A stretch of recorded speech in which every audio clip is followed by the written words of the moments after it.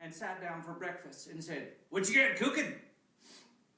My mom was the first to speak. Dad, I don't know how to bring this up, but... Just spit it out. You died last night. What? Yeah, remember how you were sick? Mm-hmm. And you got sicker? Well, it got bad, real bad, dying kind of bad. We had the doctor come over. We got a certificate and everything. You're dead. Sure it wasn't one of my spells? No, we shook our heads. It was clear to all of us that Granddad had indeed died, but he had a bad case of the stubborns. I'll have none of it. Pass me the pancakes.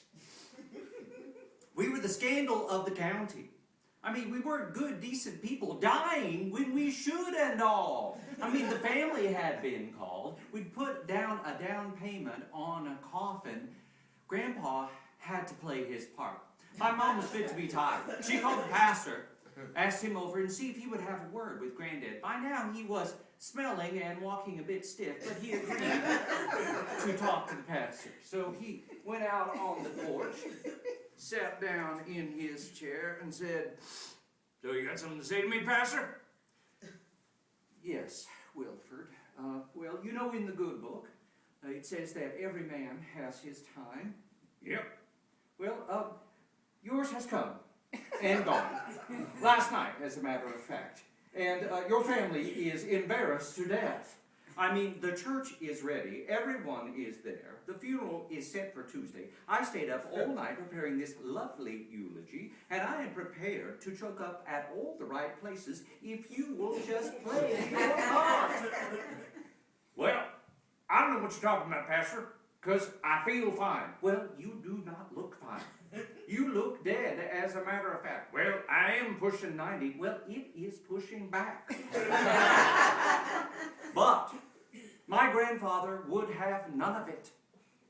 So things were getting desperate. Our relatives didn't know whether to come or whether to go. My mother was, again, she was very upset. It just wasn't proper. So I hatched a plan to fix the entire circumstance. Grandpa came down for supper like he usually did and said, What you got cooking? Apparently death had not in any way affected his appetite. I said, "Grandpa, I'll fetch your plate." "Mm-hmm." He grunted a lot. I took the plate, went to the kitchen, opened the cabinet, and got out pepper. Lots and lots of pepper. "Here you go, Granddad." Uh-huh. Granddad began to chow down, making unnatural noises like granddads do. And then it began.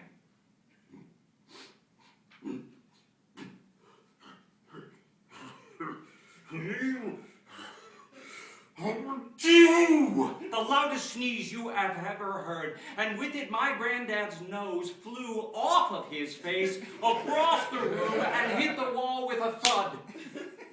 An act so unnatural that even my grandfather was forced to stand up and pay attention.